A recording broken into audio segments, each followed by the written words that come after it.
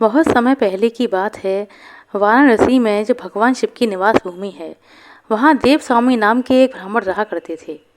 वहाँ का राजा उस ब्राह्मण का बहुत सम्मान करता था। देव स्वामी धन धान्य से बहुत संपन्न थे और उनके परिवार में सिर्फ 3 ही प्राणी थे। वह स्वयं, उनका पुत्र हरिस्वामी और उनकी अत्यंत रूपवती उत्तम गुणों वाली पत्नी लावण्यवती। लावण्यवती सचमुच अपूर्व सुंदरी थी। ऐसा लगता था जैसे तिलोत्तमा आदि स्वर्ग की अप्सराओं का निर्माण करके विधाता को जो कुशलता प्राप्त हुई थी, उसी के द्वारा विधाता ने उस बहुमूल्य रूप लावण्य वाली स्त्री लावण्यवती को बनाया था। एक बार रात्रि को लावण्यवती छत पर सोई हुई थी। तभी मदन वेग नाम का एक इच्छाधारी विद्याधर आकाश मार्ग से विचरण करता हुआ उधर से गुजर रहा था। उसने लावण्यवती को देखा तो उसकी सुंदरता देखकर मदन बेग उस पर मोहित हो गया। उसने सोई हुई लावण्यवती को उठा लिया और आकाश मार्ग में उड़ चला। क्षण भर बाद ही हरिस्वामी को पता लगा और अपनी पत्नी को अपने स्थान से गायब पाकर घबरा उठे। वह सोचने लगे, अरे यह क्या हुआ, कहाँ गई? क्या वह मुझसे नाराज है अथवा कहीं छिप रही है या मेरे मनोभाव को जानने के लिए परिहास कर रही है? ऐसी अनेक शंकाओं से विकल होकर वह रात में महल, अटारी और दूसरी छतों पर जहाँ तहाँ उसे खोजने लगी। घर और बगीचे में ढूंढने के बाद भी जब लावण्यवती नहीं मिली, तब शोकाग्नि से संतप्त होकर वह आंखों में आंसू भरकर विलाप करने लगी। हे चंद्रबिंब बदने, हे ज्योत्सना गौरी, हे प्रिय समान गुण वाली होने के द्वेष से ही क्या यह रात तुम्हें सहन नहीं कर सकी? तुमने अपनी कांति से चंद्रमा को जीत लिया था, इसी कारण वह डरता हुआ अपनी शीतल किरणों से मुझे सुख पहुंचाया करता था। लेकिन प्रिय, अब तुम्हारे ना रहने पर मौका पाकर जलते अंगारों के समान और विष बुझे बाणों के सदृश अपनी उन्हीं किरणों से वह मुझे घायल कर रहा है। हरिस्वामी इसी प्रकार विलाप करते रहे। बड़ी कठिनाई से वह रात तो किसी तरह बीत गई, लेकिन उनकी विरह व्यथा नहीं मिटी। प्रातः होने पर सूर्यदेव ने अपनी किरणों से संसार का अंधकार तो नष्ट कर दिया, किंतु वह हरिस्वामी के महाअंधकार को दूर न कर सके। रात बीत जाने पर चकवा की जोड़े की विछोह की अवधि बीत जाती है और चकवे का चीखना बंद हो जाता है। लेकिन रात बीत जाने पर भी हरिस्वामी के क्रंदन की ध्वनि कई गुना बढ़ गई, मानो चकवे के विलाप की शक्ति उन्हें मिल गई हो। स्वजनों के सांत्वना देने पर भी वियोग की आग में जलते हुए उस ब्राह्मण को अपनी प्रियतमा के बिना धैर्य नहीं मिल पा रहा था। वह रो रो कर यह कहते हुए इधर उधर घूम रहे थे कि देखो, वह यहाँ बैठी होगी, या उसने श्रृंगार किया था, यहाँ उसने विहार किया था। हरिस्वामी के इस प्रकार विलाप करने पर उसके मित्र और हितैषी उसे समझा रहे थे।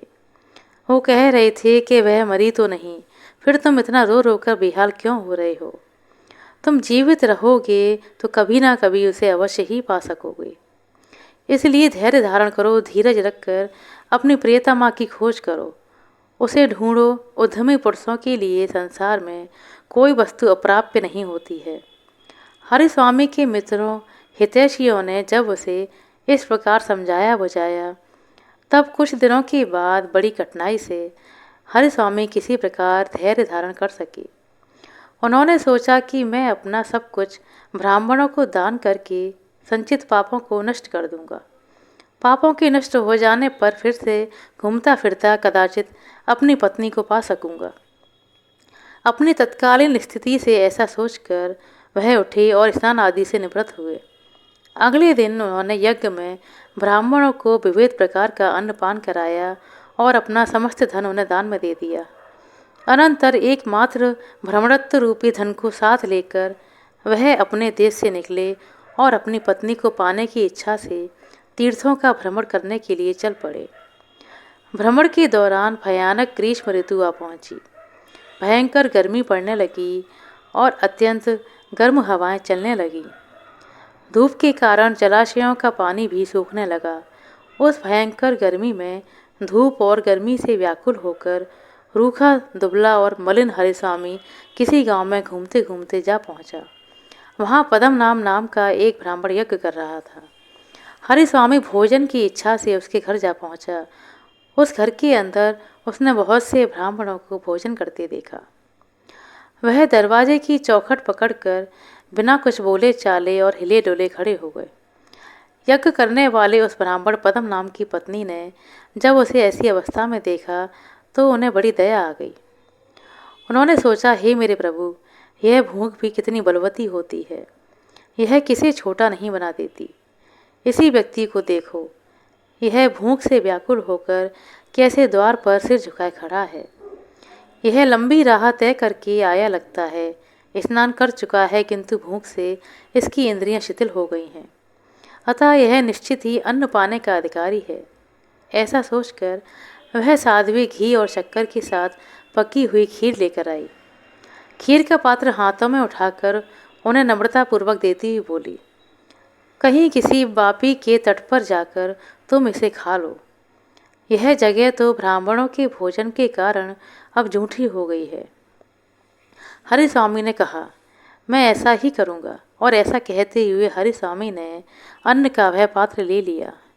फिर पास की ही बावली नदी के किनारे जाकर उसने उस पात्र को वट वृक्ष के नीचे रख दिया।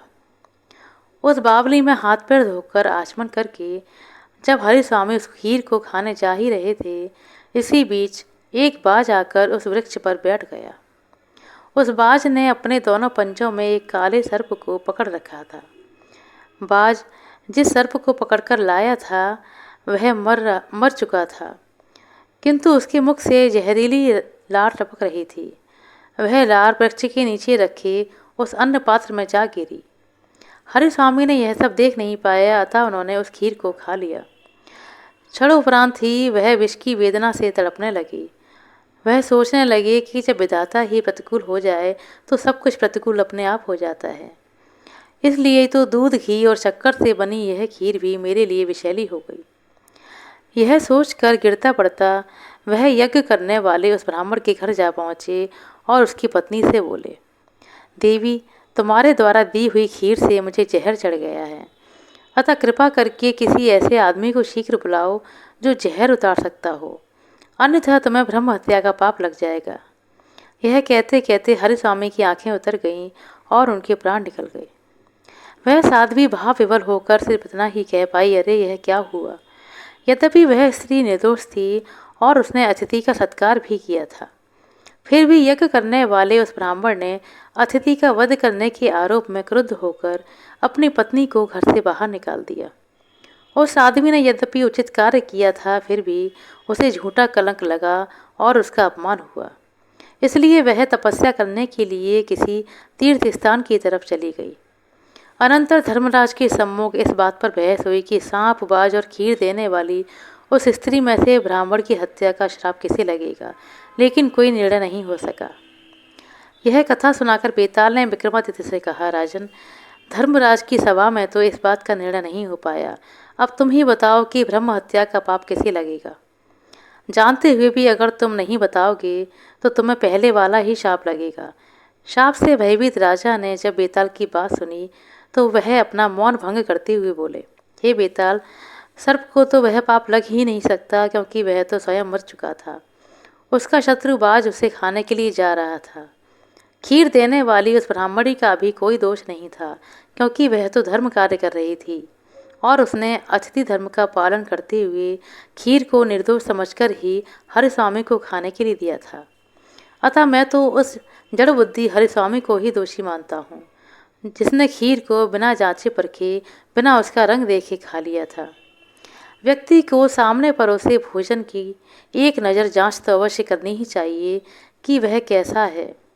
इसीलिए तो बुद्धिमान लोग भोजन करने से पहले किसी कुत्ते को टुकड़ा डालकर उसकी परीक्षा करते हैं कि इसलिए मेरे विचार से तो हरिस्वामी ही अपनी मृत्यु का जिम्मेदार है।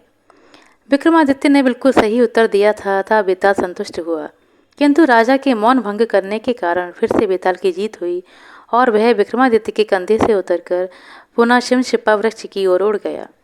धीर हृदय वाला राजा विक्रमादित्य फिर उसे लाने के लिए उस वृक्ष की ओर चल पड़ा। आशा करते हैं दोस्तों आपको हमारे द्वारा सुनाई गई विक्रम बेताल की यह कहानी अच्छी लगी होगी। कहानी अच्छी लगी हो तो कृपया लाइक कर दें, शेयर कर दें। चैनल पर नए हैं तो सब्सक्राइब कर लें।